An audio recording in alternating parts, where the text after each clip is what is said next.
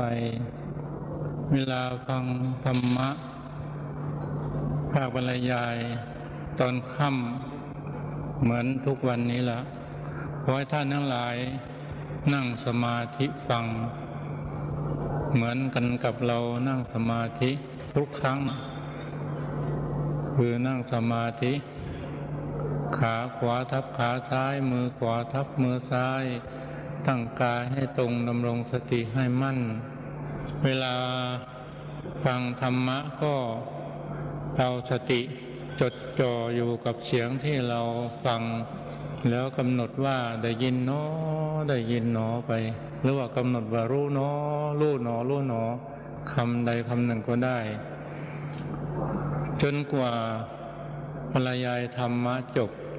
เมื่อบรรยายธรรมะจบแล้วหากว่าสมาธิของเรายังดีอยู่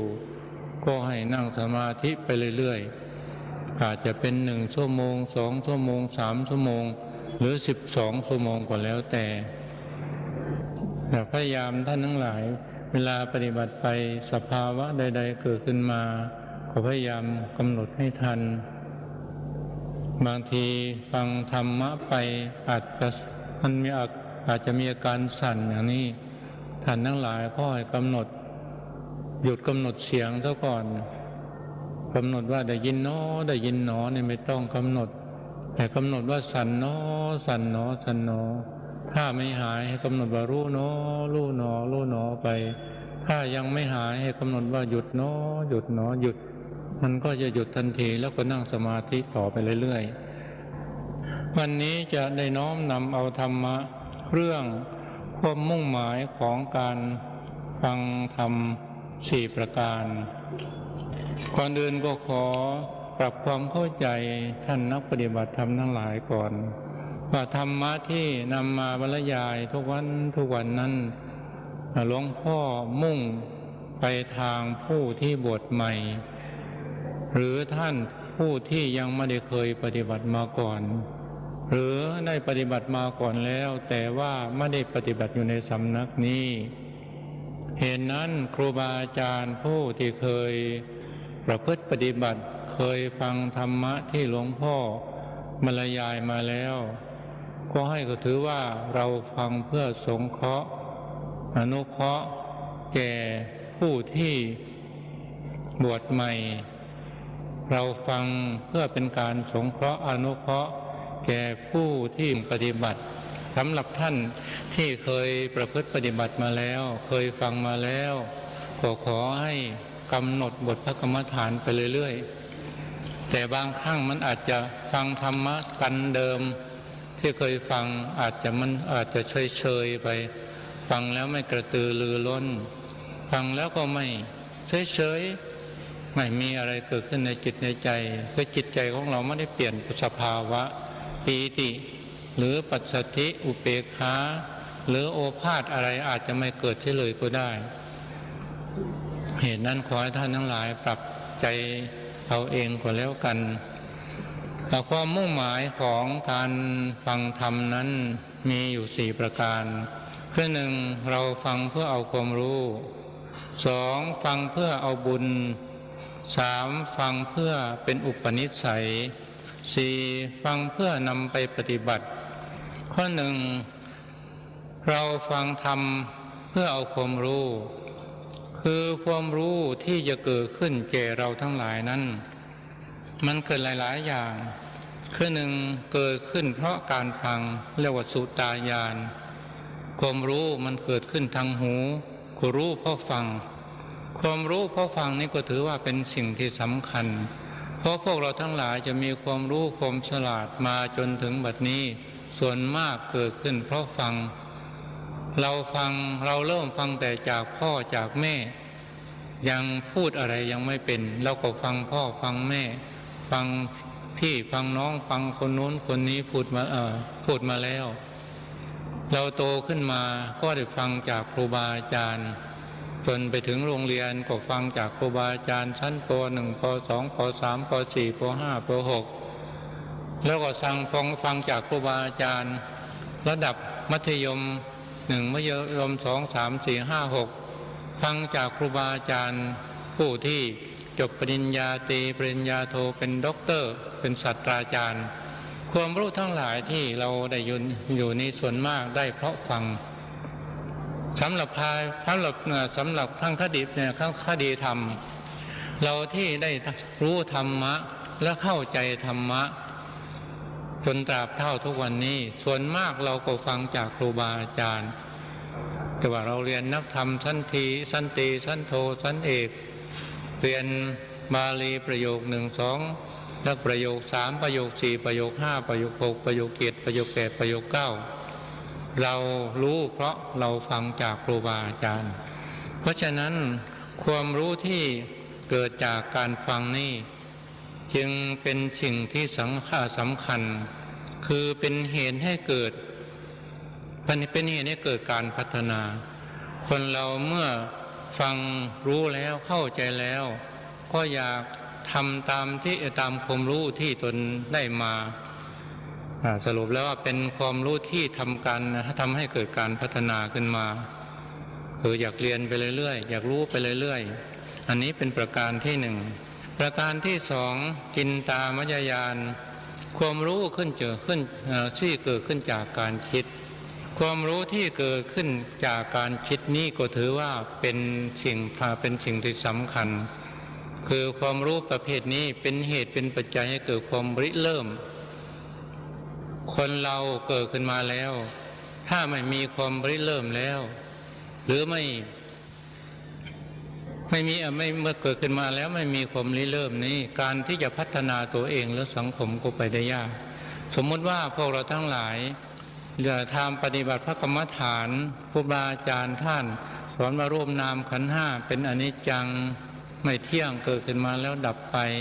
รูปนามขันธ์5เป็นทุกขังทนอยู่ไม่ได้เกิดขึ้นมาแล้วดับไปรูปนามเป็นอนัตตาบังคับบัญชาไม่ได้เกิดขึ้นมาแล้วก็ดับไปถ้าเราฟังสักแต่ว่าฟังก็ไม่มีความรู้อะไรเกิดขึ้นเพิ่มเติมแต่ถ้าเรามาคิดอีกครั้งหนึ่งว่ารูปนามขันธ์5เป็นอนิจจังไม่เที่ยงเกิดขึ้นมาแล้วดับไปมันไม่เที่ยงยังเลยเนาะคิดตามไปมันไม่เที่ยงจริงๆเพราะสภาพทุกสิ่งทุกอย่างมันเปลี่ยนแปลงไปเร็วนักการอยู่การกินมันก็เปลี่ยนไปเร็วนักการเจ็บไข้ได้ป่วยก็เปลี่ยนไปเร็วนักทุกขเวทนาต่างๆก็เปลี่ยนไปเร็วนักความคิดของเราเหมือนกันจิตของเราที่คิดอยู่เมื่อตะกี้นี่มันก็เปลี่ยนแปลงไปเร็วนักเกิดความสุขคิดขึ้นมาเกิดการพิจารณาขึ้นมาเกิดความรู้ขึ้นมาเกิดความฉลาดขึ้นมาหรือว่ารูปนามขันธ์5เป็นทุกขังทนอยู่ไม่ได้เพราะมันทนอยู่ไม่ได้เพราะเหตุใดเนาะที่ว่าทนอยู่ไม่ได้เพราะอะไรมันเป็นเพราะอะไรจึงทนอยู่ไม่ได้เราก็คิดไปรูปนามขันธ์5เนี่ยเป็นสภาวะที่ทนอยู่ไม่ได้จริงๆเกิดขึ้นมาความรู้ของเราที่รู้อยู่นี่อยากรู้อย่างนี้จะมาตลอดไปไม่อยากให้มันเลอะมันเลือนมันลืมมันหลงไปมันก็อยู่ไม่ได้ความรู้นี่เกิดขึ้นมาแล้วก็หายไปความคิดดีๆที่เรามีอยู่เกิดขึ้นมาเราก็หายไปดับไปการที่เรานั่งกรรมฐานขออย่างหนอใช่อย่างหนอก็เหมือนกันมันไม่อยู่คงที่มันก็เปลี่ยนไปอยู่ตลอดเวลากำหนดพองหนอยุบหนออาการพองอาการยุบก็ไม่คงที่เกิดขึ้นมาแล้วก็ดับไปอาการยุบลงไปแล้วยุบแล้วลุกไปแล้วจะให้มันยุบอยู่อย่างนั้นตลอดไปแล้วก็พองขึ้นมาแล้วก็พองขึ้นไปเส้นขน1 2เส้นขนก็สูงขึ้นแล้วก็ดับไปรูปนามขันธ์5มันเป็นอย่างนี้มันเป็นทุกขังอย่างนี้เองมันทนอยู่บ่ได้เกิดขึ้นมาแล้วก็ดับไปหรือเราฟังว่าทำรูปนามขันธ์5เป็นอนัตตาบังคับบัญชาไม่ได้เกิดขึ้นมาแล้วก็ดับไปเรานำไปคิดอีกทอดหนึ่งว่ามันเป็นอนัตตาจริงๆไหมมันคำว่าเป็นอนัตตามันเป็นอย่างไรเราคิดไปภาวนาคิดไปฟังไปคิดไปฟังไปก็จะเกิดความรู้ขึ้นมารูปนามขันธ์5นี่เป็นอนัตตาจริงๆเป็นสภาวะธรรมที่บังคับบัญชาไม่ได้จริงๆเกิดขึ้นมาแล้วมันก็เปลี่ยนไปตามสภาพของมันแก้มให้เช่นว่าเราบอกว่าแก้มให้ตอบมันก็ตอบฟันอย่าหักมันก็หัก เนื้อหนังอย่าสะพรั่งพร้อมไปด้วยเส้นและเอ็นมันก็ต้องไป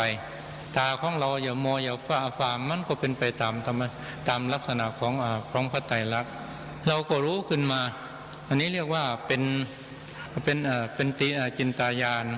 คือเป็นปัญญาที่ทำให้เกิดความรู้ขึ้นมาเพราะการคิดการพิจารณา3ภาวนาญาณความรู้ที่เกิดขึ้นจากการเจริญภาวนาเช่นพวกเราทั้งหลายพากันมาเจริญพระกรรมฐานอยู่ในขณะนี้ขวาย่างเนาะซ้ายย่างเนาะเก็บเนาะปวดเนาะคิดเนาะอะไรกี่ปาฐะเขาเรียกว่าภาวนาเมื่อใดภาวนาญาณนี้หากว่าเราไม่เจริญพระกรรมฐานมันจะไม่เกิดเมื่อใดเจริญพระกรรมฐานแล้วจึงจะเกิดเมื่อเราเจริญพระกรรมฐานมีสติมีสัมปชัญญะมีความเพียรสมบูรณ์แล้วมันก็จะเป็นเหตุเป็นปัจจัยให้เห็นรูปนามว่าเป็นอนิจจังไม่เที่ยงเกิดขึ้นมาแล้วดับไปเป็นทุกขังทนอยู่ไม่ได้เกิดมาแล้วดับไปเป็นอนัตตาบังคับบัญชาไม่ได้เกิดขึ้นมาแล้วดับไปจะเห็นรูปเห็นนามเห็นพระไตรลักษณ์จะเห็นเหตุเห็นปัจจัยของรูปของนามจะเห็นรูปนามเป็นพระไตรลักษณ์คืออนิจจังทุกขังอนัตตาโดยอำนาจของจินตญาณจะเห็นความเกิดความดับของรูปนามเห็นเฉพาะความดับไปของรูปนามเห็นรูปนามปรากฏเป็นของน่ากลัวเห็นทุกข์เห็นโทษของรูปนามเบื่อหน่ายในรูปในนามอยากออกอย่างนี้อยากหลุดอยากพ้นไปจากรูปจากนามจิตใจเข้มแข็งตั้งใจจริงปฏิบัติจริงยอมสู้ตายมุ่งหวังจะบรรลุมรรคผลพระนิพพานให้ได้จิตใจเฉยอยู่กับรูปกับนามสภาวะดังกล่าวมาแล้วนี้เกิดขึ้นจากเพราะการเจริญวิปัสสนาเจริญภาวนาเมื่อใดเราเจริญวิปัสสนาแล้วปัญญาประเภทนี้หรือความรู้ประเภทนี้มันจะเกิดขึ้นทันทีเมื่อความรู้ประเภทนี้เกิดขึ้นก็จะเป็นเหตุเป็นปัจจัยเห็นรูปเห็นนามเห็นพระไตรลักษณ์คืออนิจจังทุกขังอนัตตาผลสุดท้ายความรู้นี้ก็จะพัฒนากันไปเรื่อยๆเรื่อยๆจนเห็นรูปนามดับไปสิ้นไปตามอำนาจของพระไตรลักษณ์คืออนิจจังทุกขังอนัตตาเห็นรูปนามที่มันเกิดมันดับอยู่ในมรรควิถีเห็นมรรคญาณเห็นพลญาณรู้ถึงฝั่งคือสำเร็จอริยมรรคผลนับตั้งแต่ชั้นพระโสดาบันขึ้นไปตัวอย่างพระสารีบุตรที่ฟังธรรมะของพระอัสสชิในขณะที่ไปบิณฑบาตโดยที่ไปถามท่านพระอัสสชิถามพระอัสสชิว่าท่านบทจะจำเพาะใครท่านสอบใจของใครท่านคุณครูของท่านสอนอย่างไรพระอัสสชิได้กล่าวธรรมะย่อๆให้ฟังในคราวเรานี้บวชเฉพาะสมณโคดมท่านนั้นเลยเป็นครูของเราถ้าข้าพระเจ้าเพิ่งมาทำในธรรมวินัยนี้เพียงยังไม่นานไม่สามารถที่จะไม่สามารถที่จะกล่าวธรรมโดยพิสดารได้ผลสุดท้ายท่านก็กล่าวธรรมะย่อๆว่าเยธรรมาเหตุภวาเตสังเหตุงตถาคโตทำใดเกิดแต่เหตุพระศาสดาตัดเหตุแห่งธรรมนั้นและความดับแห่งธรรมนั้นก็ได้ดวงตาเห็นธรรมว่าในศาสนานี้สอนว่าสิ่งใดสิ่งหนึ่งมีความเกิดขึ้นเป็นธรรมดาสิ่งนั้นมีความดับไปเป็นธรรมดาได้ดวงตาเห็นธรรมได้สำเร็จเป็นพระโสดาบันนี้และท่านทั้งหลายการฟังเทศน์ฟังธรรมในลักษณะอย่างนี้ก็ถือว่าเราฟังเอาความรู้ที่เกิดขึ้นเพราะฟังนี้มันจะเกิดขึ้นแก่เราแต่เบื้องต้นท่ามกลางและสูงสุดถ้าปัญญาเกิดขึ้นเบื้องต้นคือหมายความเราจะรู้อะไรทั่วมิตรอะไรต่ออะไรจิตตาถะถ้าความรู้เกิดขึ้นท่ามกลางก็จะสามารถพิจารณาเห็นสภาวะความเปลี่ยนแปลงของรูปของนาม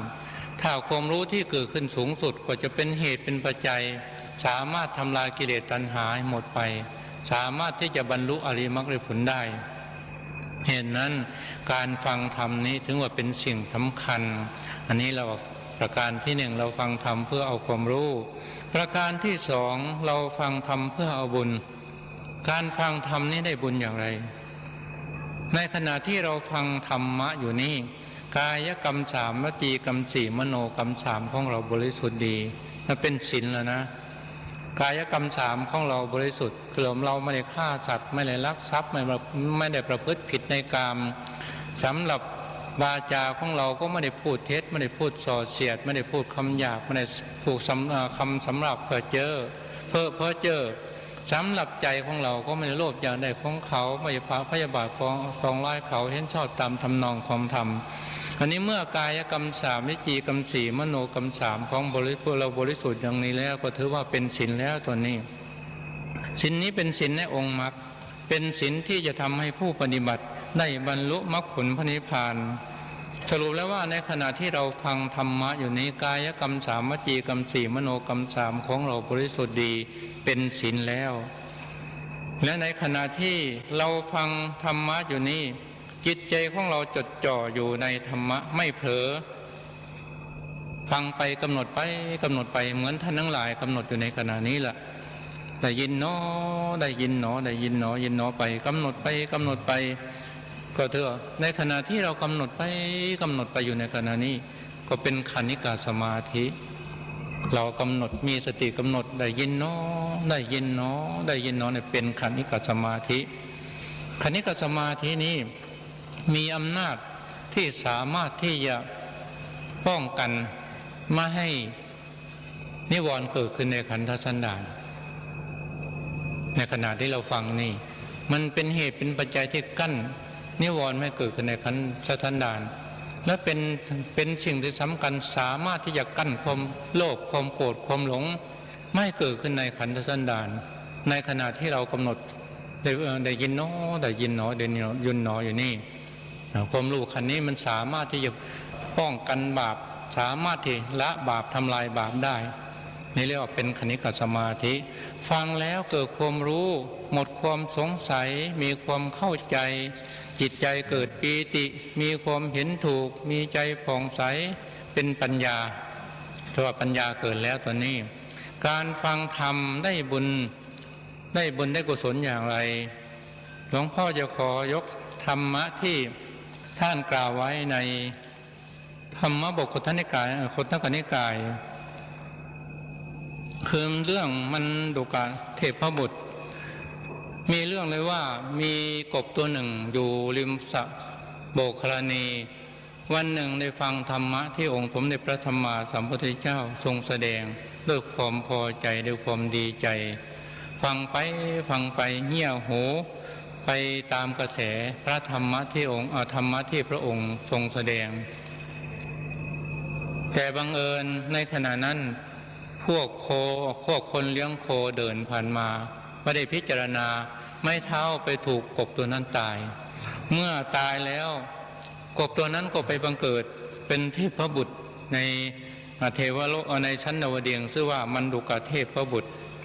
เมื่อเกิดขึ้นมาแล้วก็พิจารณาว่าบุญกุศลทั้งหลายทั้งปวงนี้เราได้เพราะอะไรเนาะพิจารณาไปผลสุดท้ายก็รู้ด้วยอำนาจของทิพยจักขุญาณของตนเองว่าเรานี่เกิดขึ้นมาไม่ได้ทำบุญทำทานอะไรไว้เลยเป็นแต่เพียงว่าเมื่อตะกี้นี้เราเป็นกบอยู่ที่ริมสระโบกคลานีได้ฟังธรรมะขององค์สมเด็จพระสัมมาสัมพุทธเจ้าด้วยความดีใจแต่บังเอิญถูกคนเลี้ยงโคเดินผ่านมาไม่ได้พิจารณาไม่เท้าไปถูกข้าพเจ้าตายเมื่อตายแล้วจะมาเกิดในที่นี้เมื่อทราบเช่นนี้เราก็มีความดีอกดีใจเราไปกราบเท้าขององค์สมเด็จพระสัมมาสัมพุทธเจ้าในขณะนั้นเมื่อพระองค์ทรงทราบแล้วพระองค์ได้ทรงตรัสว่าโกเมวันทถาปาทานิใครเนาะไหว้เท้าเราอยู่ในขณะนี้มันดุกะกราบทูลขึ้นว่าพระพุทธเจ้าข้าเมื่อตะกี้นี้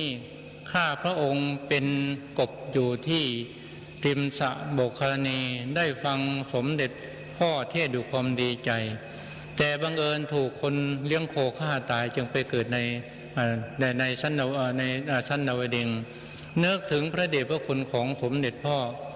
จึงได้มาเฝ้าสมเด็จพ่อเพื่อสมเด็จพ่อจะได้เทศโปรดพระองค์ก็แสดงพระธรรมเทศนาให้ฟังเมื่อฟังธรรมเทศนาแล้วได้สำเร็จเป็นพระโสดาบันนี้ละท่านทั้งหลายการฟังเทศฟังธรรมมันได้บุญได้กุศลอย่างนี้ แต่ส่วนมากพวกเราทั้งหลายเวลาฟังเทศน์ฟังธรรมไม่ได้ใคร่ควรไม่ได้ตีตองไม่ได้พิจารณาไม่ได้ตั้งอกตั้งใจฟังธรรมไม่ได้ส่งจิตส่งใจไปตามธรรมการฟังธรรมเหตุนั้นบุญที่ได้เพราะการฟังนี้จึงมีน้อยแต่ถ้าเราฟังเทศน์ฟังธรรมด้วยความตั้งอกตั้งใจจริงๆมันจะทำให้เกิดปีติเราทั้งหลายจะรู้ได้ว่าฟังเทศน์ฟังธรรมในบุญอย่างไรเรารู้ด้วยตนเองในขณะที่ฟังธรรมนั้นหนึ่งจิตใจของเราสงบแน่วแน่จิตใจของเราส่งไปตามกระแสพระธรรมเทศนาที่ท่านเทศสอง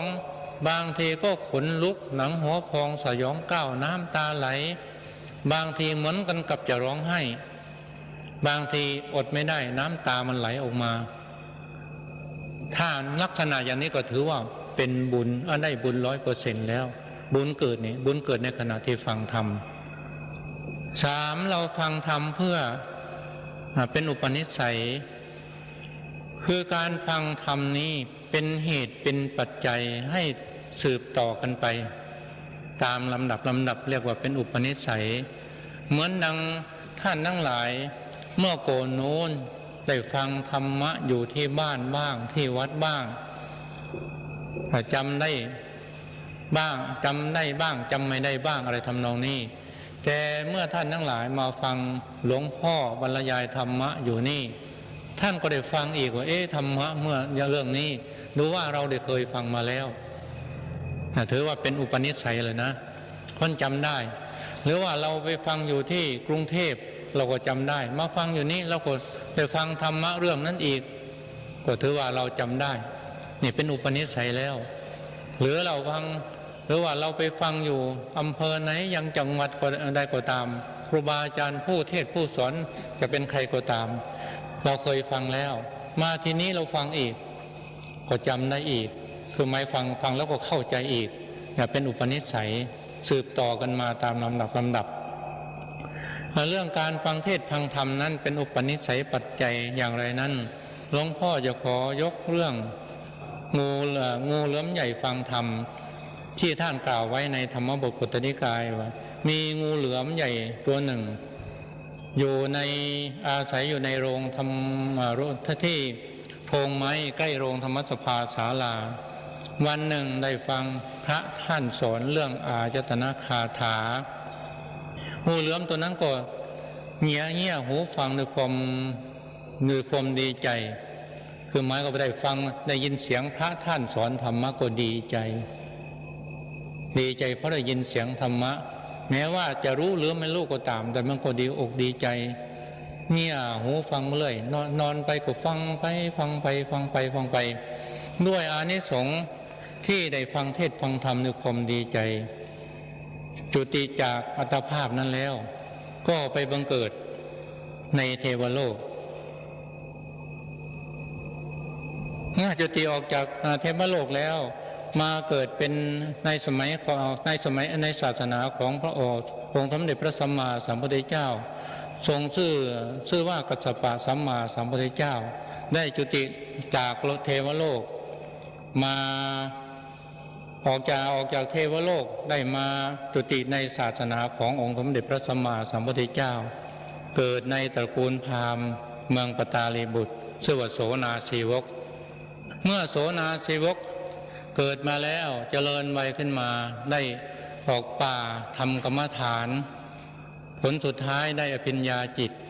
คือได้ฌานแล้วก็ได้ภิญญาจิตเมื่อได้ภิญญาจิตแล้วก็คนทั้งหลายก็เลื่อมใสพระราชาก็เลื่อมใสพระมเหสีของพระราชาก็เลื่อมใสวันหนึ่งมเหสีของพระราชาแพ้ท้องแล้วก็อยากรู้ว่าบุตรที่อยู่ในครรภ์นี้เป็นผู้หญิงหรือผู้ชายมีบุญหนักสักไงสักปันใดจึงได้ตรัสสั่งให้เจ้าหน้าที่ไปอาราธนาโสนาสีวกมาสู่ที่เฝ้าเมื่อโสนาสีวกรับแล้วก็ขึ้นสู่วอทองบนสู่วอทองมากับมาตาเดินมาตามมัคคาแต่บังเอิญหนทางที่จะผ่านนั้นต้องผ่านวัดของพระอรหันต์รูปหนึ่งซึ่งว่าอัศคุตเถระ ท่านได้สำเร็จเป็นพระอรหันต์แล้วก็เป็นผู้เปี่ยมด้วยเมตตาธรรมคือเมตตาชั้นสูงโสนาสีวกก็คิดในใจว่าเราจะเดินผ่านสมณะเราจะเดินผ่านอาวาสของสมณะนี้โดยที่เราไม่ลงจากวอทองให้เขาหามอยู่นะไม่สมควรก็ลงจากวอทองแล้วก็เดินเข้าไปในวาดเมื่อเดินเข้าไปแล้วก็เห็นบรรดาสิงสาราสัตว์ทั้งหลายเต็มไปได้โดยในวัดวาอารามก็มีความสงวนทนเทว่าเสร็จสัตว์ทั้งหลายทั้งปวงเหล่านี้ทำไมเนาะมันมาอยู่ทีนี้มันมาอยู่ได้ยังไงสัตว์ที่เป็นศัตรูกันแต่มันกลับเป็นมิตรกันได้อย่างไรแล้วเข้าไปหาไปถามท่านพระเจ้าพุทธเถระว่าท่านขอรับสัตว์ทั้งหลายทั้งปวงเหล่านี้ชื่ออะไรท่านมักปฏิบัติธรรมทั้งหลายแทนที่ท่านพระเจ้าพุทธเถระจะได้ตอบว่าสัตว์ตัวนี้มันชื่อช้างตัวนี้เป็นช้างตัวนี้เป็นเสือตัวนี้เป็นราชสีห์เป็นตัวนี้เป็นหมีเป็นเลียงเป็นอะไรแทนที่ท่านจะตอบอย่างนี้ท่านไม่ตอบท่านให้คนพิจารณาด้วยญาณของท่านเสียก่อนว่าเมื่อก่อนโน้นโสนาสีวกนี่เขาได้ทำบุญทำทานอย่างไรเนาะเราจะพูดอย่างไรเขาจึงจะเลื่อมใสและจะได้บรรลุธรรมันใหญ่หลวงเมื่อคิดไปพิจารณาไปก็โสนาสีวกนี้เมื่ออดีตชาติสมัยที่เขาเป็นงูเหลือมใหญ่เขาได้ฟังธรรมะเรื่องอาจตนาคาถาที่พระท่านสอนหากว่าเราพูดเรื่องอาจตนาคาถาโสนาสีวกจะเลื่อมใสจะบรรลุคุณธรรมอันใหญ่หลวงเมื่อท่านทราบอย่างนี้แล้วก็กล่าวกับโสนาสีวกว่าดูก่อนโสนาสีวกสัตว์ทั้งหลายทั้งปวงเหล่านี้ชื่ออายตนะพอโสนาสีวกได้ฟังว่าสัตว์ทั้งหลายทั้งปวงเหล่านี้ชื่ออายตนะเท่านั้นแหละก็เกิดปีติขนหัวลุกสู้สาบซ่านไปทั่วสารพางกายเกิดหิริโอตตัปปะขึ้นมาในขณะนั้นโสนาสีวกก็นั่งยองๆลงก็จะกราบท่านพระสักคุเถระพระสักคุเถระก็โยนผ้าอาบน้ำให้ไปคือนักบวชประเภทนี้เขาไม่นุ่งไม่ห่มเขาเปลือยกายเดินไปแล้วก็เปลือยเขาเปลือยกายพวกนี้ฉะนั้นเมื่อได้ฟังธรรมะของท่านพระสักคุเถระเท่านั้นแล้วก็เกิดหิริโอตตัปปะเกิดความละอายขึ้นมาละอายบาปกลัวบาปขึ้นมาก็นั่งยองๆลงเพื่อจะกราบท่านก็โยนผ้าอาบให้เมื่อนุ่งผ้าอาบแล้วโสนาท่านก็แสดงธรรมะให้โสนะฟังเมื่อโสนาสีวกได้ธรรมะได้ฟังธรรมะและปฏิบัติธรรมมาแล้วก็ได้บรรลุอริยมรรคผลนี่แหละท่านทั้งหลายการฟังธรรมะสามารถจะเป็นอุปนิสัยปัจจัยส่งต่อกันตามลำดับจนสามารถได้บรรลุอริยมรรคผลตามบุญญาธิการที่ได้สั่งสมบรมมาท่านทั้งหลายลองคิดดูเรื่องอดีตที่ผ่านมาในครั้งพุทธกาลพระปัญจวัคคีย์ได้บรรลุเป็นพระโสดาแล้วก็เป็นพระอรหันต์ก็เกิดขึ้นจากการฟังธรรมะของพระพุทธเจ้าทั้งนั้นหรือว่าสหาย50 คนของพระยศกุลบุตรได้บรรลุเป็นพระอรหันต์ก็เพราะฟังธรรมะของพระพุทธเจ้าฟังธรรมะไปส่งจิตส่งใจไปตามกระแสพระธรรมเทศนาผลสุดท้ายก็ได้บรรลุได้สำเร็จเป็นพระอรหันต์หรือว่าเศรษฐีที่เป็นเศรษฐีผู้เป็นพ่อเป็นแม่ของพระยศและภรรยาเก่าของพระยศได้สำเร็จเป็นพระโสดาบันก็เพราะฟังธรรมะที่องค์สมเด็จพระสัมมาสัมพุทธเจ้าหรือว่าบริวารของพระหรือว่าพระเจ้าพิมพิสารพร้อมทั้งบริวารจำนวน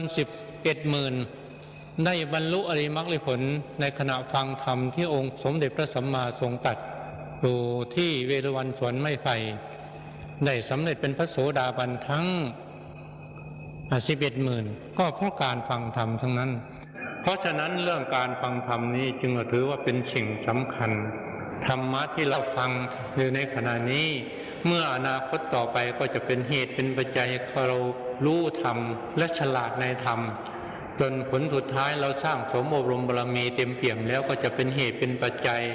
ให้เราได้ฌานได้สมาบัติได้มรรคได้ผลถึงนิพพานได้ นี่ถือว่าฟังเรียกว่าเราฟังเทศเพื่อเป็นอุปนิสัยสี่เราฟังเพื่อนำไปปฏิบัติโดยแยกออกเป็นสองประการคือหนึ่งฟังแล้วจำไว้เมื่อมีโอกาสจะได้นำมาประพฤติปฏิบัติสองถ้าเป็นนักปฏิบัติธรรมชั้นสูงเหมือนดังท่านทั้งหลายฟังอยู่เดี๋ยวนี้เราก็ปฏิบัติอยู่เดี๋ยวนี้ทันทีเหมือนกับท่านทั้งหลายนั่งกรรมฐานฟังอยู่ในขณะนี้เรียกว่าถือว่า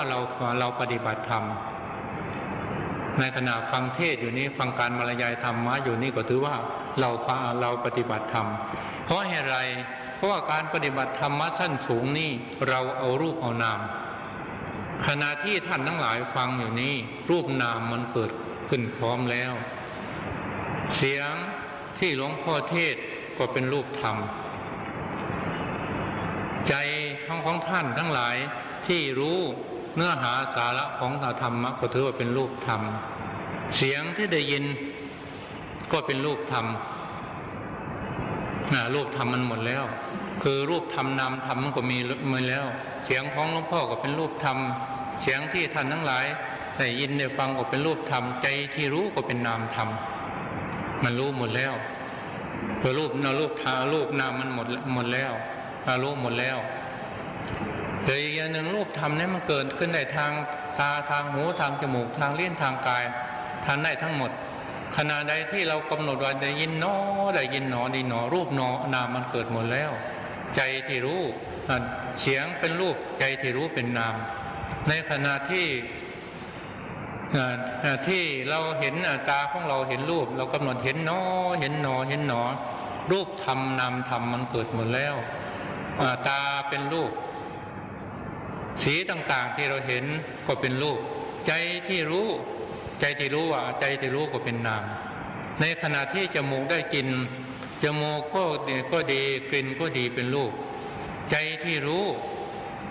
ว่ามันเป็นกลิ่นหอมกลิ่นเหม็นก็รู้นี่เป็นนามธรรม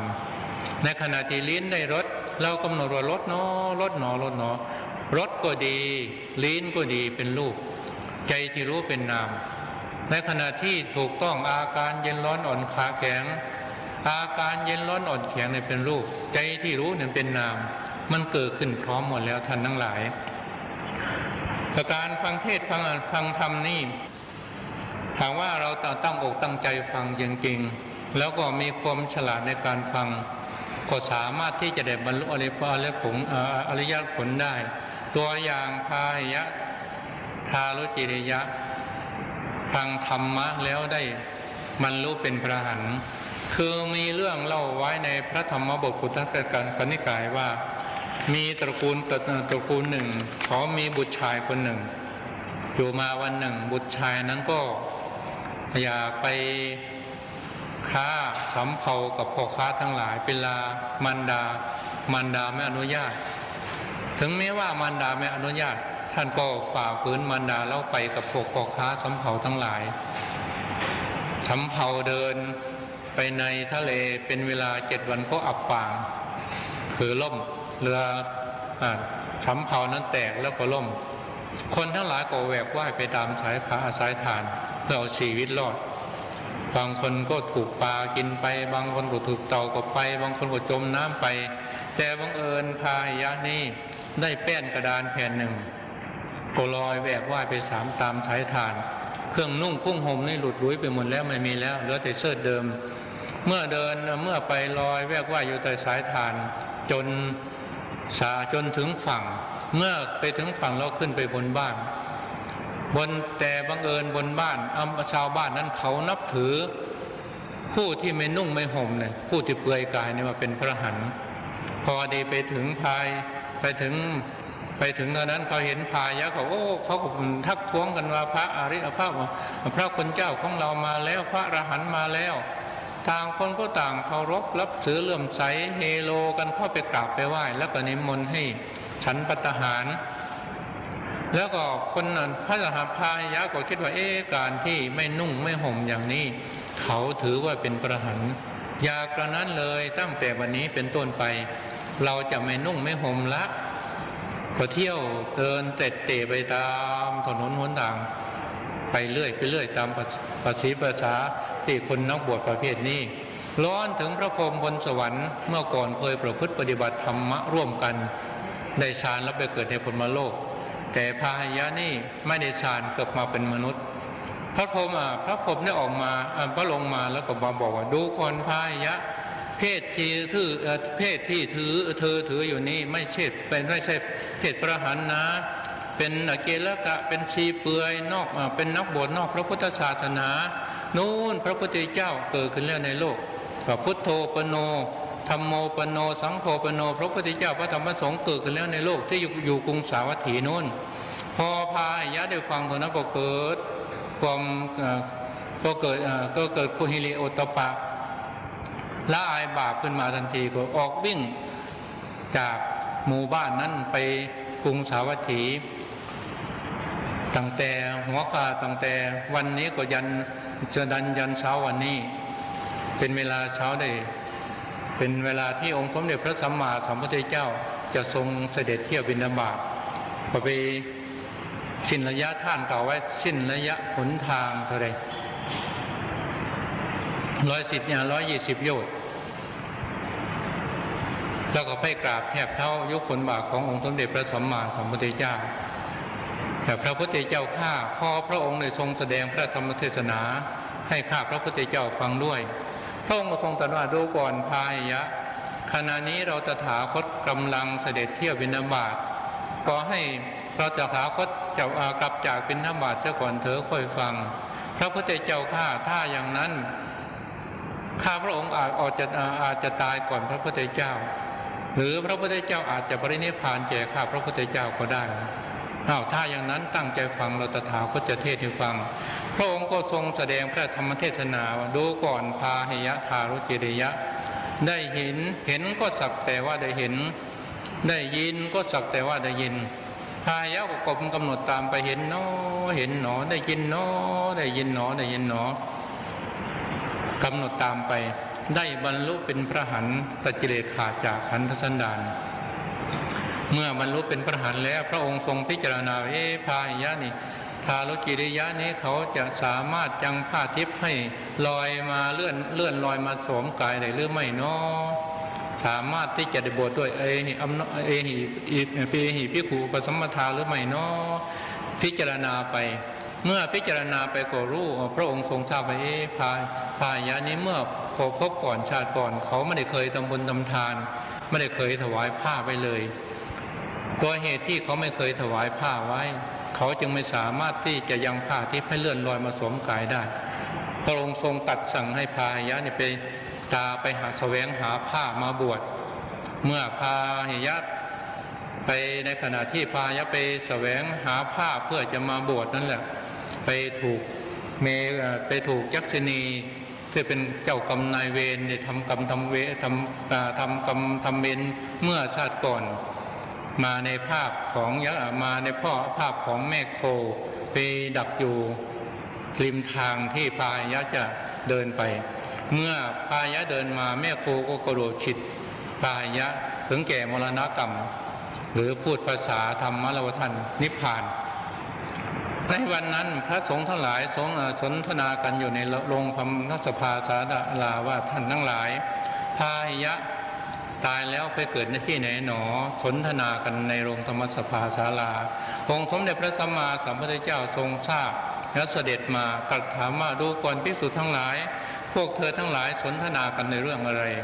พระพุทธเจ้าข้าพระองค์สนทนากันเรื่องพาหิยะ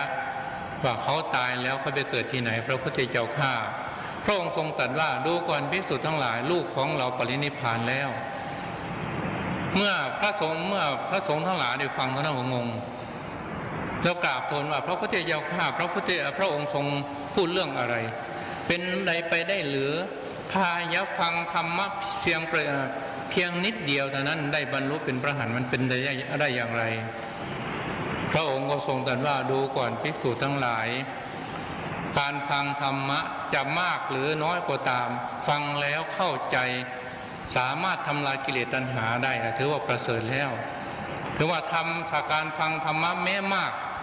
แต่ไม่ได้ความรู้ไม่สามารถทำลายกิเลสตัณหาก็เปล่าจากประโยชน์เหมือนกันกับคนมีข้าวอยู่ในสาง ในยุ่งในสางมีข้าวเต็มสางเต็มยุ่งแต่ไม่ได้เอามารับประทานก็ไม่มีประโยชน์อะไรสู้ข้าวจานเดียวที่เรากำลังบริโภคอยู่ไม่ได้นี่แหละท่านทั้งหลายการฟังเทศน์ฟังธรรมหากว่าเราได้สร้างสมบรมบารมีมาสมบูรณ์แล้วก็ได้ฟังธรรมะที่เราก็รู้วิธีฟังเราฟังธรรมะก็รู้วิธีฟังเมื่อเขาฟังด้วยปัญญารู้วิธีทำมาฟังอย่างนี้ก็สามารถทำลายกิเลสตัณหาได้อันนี้เป็นเรื่องพุทธกาลที่พระองค์ทรงตรัสไว้แม้ในสมัยนี้ก็ยังมีอยู่ขอเอายกเอาเรื่องโยมคนหนึ่งที่อยู่ใกล้บ้านของเรานี่แหละใกล้บ้านของเราวันนั้นก็มาถามหลวงพ่อว่าในครั้งพุทธกาลท่านมาฟังธรรมะแล้วได้บรรลุอริยมรรคผลอริยมรรคผลในท่านฟังกันอย่างไรหลวงพ่อก็อธิบายฟังพอดีที่ฟังแล้วก็กลับไปอยู่บ้านกลับไปบ้านวันนั้นเป็นวันพระบุญสลากกับพัดพระเพื่อนทั้งหลายก็สมาทานอุโบสถศีลโยมคนนี้ก็สมาทานอุโบสถศีลเหมือนกันพอดีสมาทานอุโบสถเสร็จแล้วก็แสดงพระธรรมเทศนาเรื่องปฐมสมโพธิกถาคนโยมคนนี้ก็ตั้งอกตั้งใจฟังกำหนดได้ยินเนาะได้ยินเนาะไม่ช้าไม่นานท่านทั้งหลายทำให้จิตใจสงบแน่วแน่เป็นอัปปนาสมาธินั่งสมาธิขาดความรู้สึกในนั้น3 ชั่วโมงเศษรู้สึกตัวขึ้นมาเพื่อนรับประทานอาหารเสร็จแล้วนี่แหละท่านทั้งหลายการฟังเทศน์ฟังธรรมนั้นถ้าเราฟังเป็นได้สมาธิสมาบัติมรรคผลนิพพานในขณะนั้นแล้วก็มีโยมคนหนึ่งมาฟังเทศน์ตอนแสดงพระธรรมเทศนา 16 จุดทุนสนนอมเหมือนกันกับญาติโยมมาฟังเทศน์ตอนค่ำทุกวันนี่แหละโยมคนนั้นก็มาฟังเทศน์เมื่อฟัง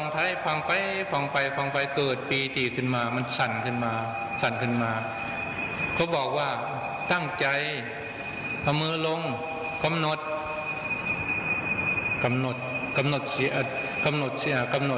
แกก็กำหนดสั่นห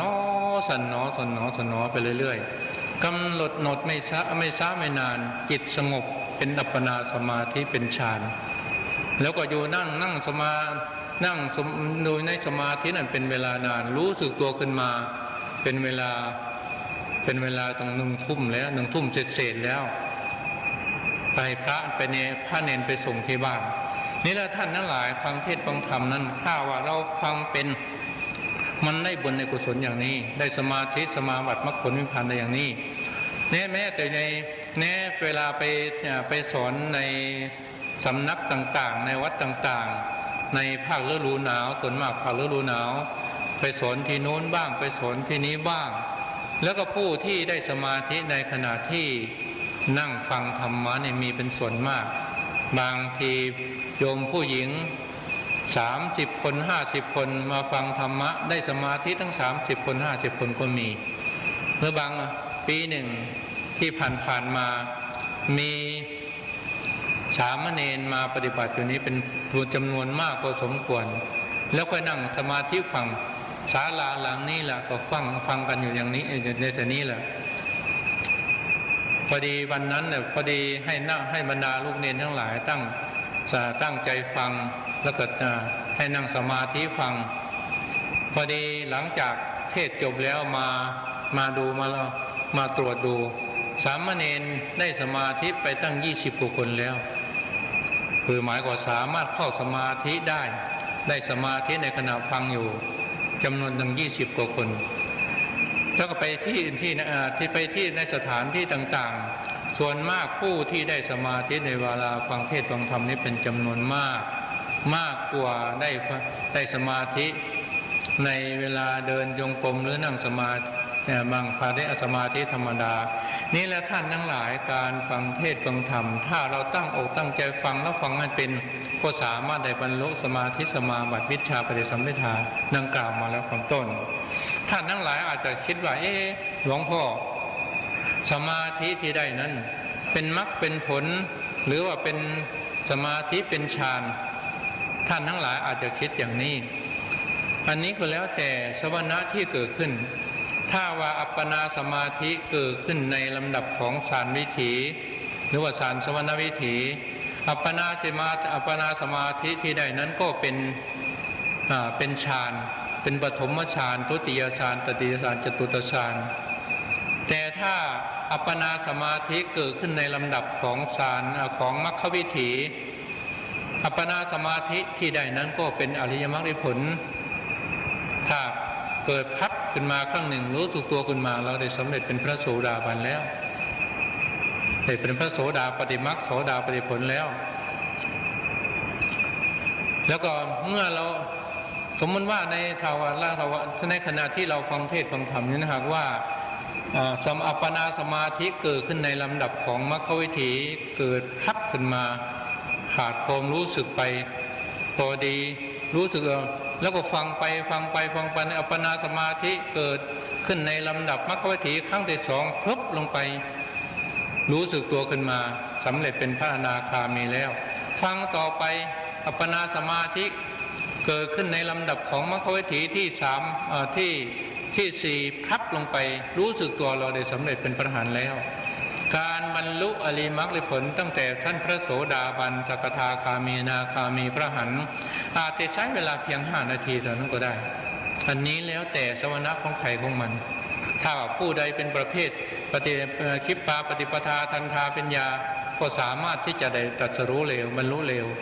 ถ้าประเภทคิดว่าทุกขาปฏิปทาทันทาปัญญาก็บรรลุช้าบรรลุช้าจะบรรลุสรุปแล้วว่าจะบรรลุช้าหรือรู้เร็วนั้นแล้วแต่ปฏิปทาของใครของมันสรุปแล้วว่าญาติโยมทั้งหลายหรือท่านนักปฏิบัติทั้งหลายการฟังเทศน์ฟังธรรมนี้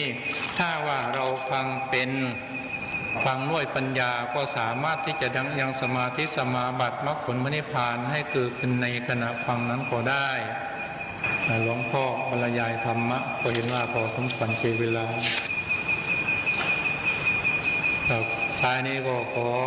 อำนวยอวยใจอำนวยอวยพรในท่านทั้งหลายเป็นผู้เพียรพูนสมบูรณ์ไปด้วยสติสัมปชัญญะความเพียรสมาธิศรัทธาและปัญญาได้บรรลุสมาธิสมาบัติวิชชาปฏิสัมภิทาปัญญาอริยมรรคผลถึงฝั่งคือพระอมตะมหานรพานด้วยกันจงทุกท่านเถิดอาหังสุกิโตโหมิขอข้าพเจ้าจงถึงสุขนิราชทุกข์ไม่มีเวรไม่มีภัยไม่มีความเบียดเบียนไม่มีความเดือดร้อนไม่มีความลำบาก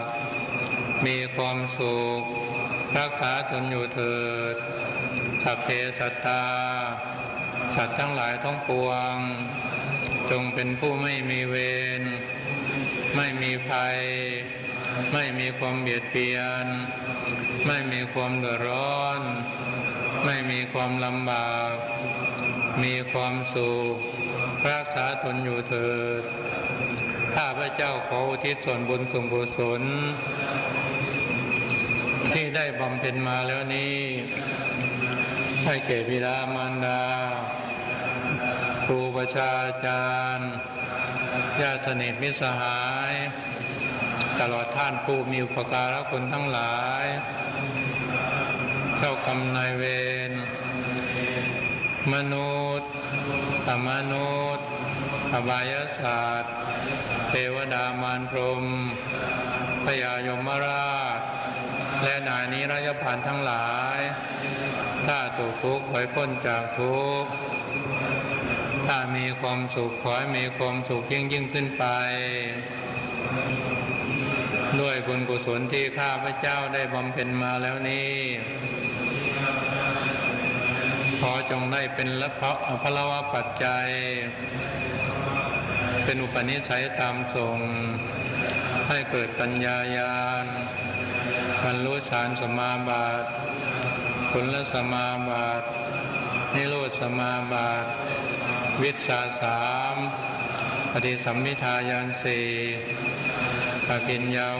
6ได้บรรลุมรรคผลพระนิพพาน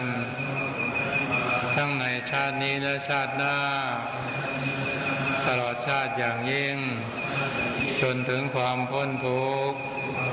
คือพระ ระนิพพานเถิด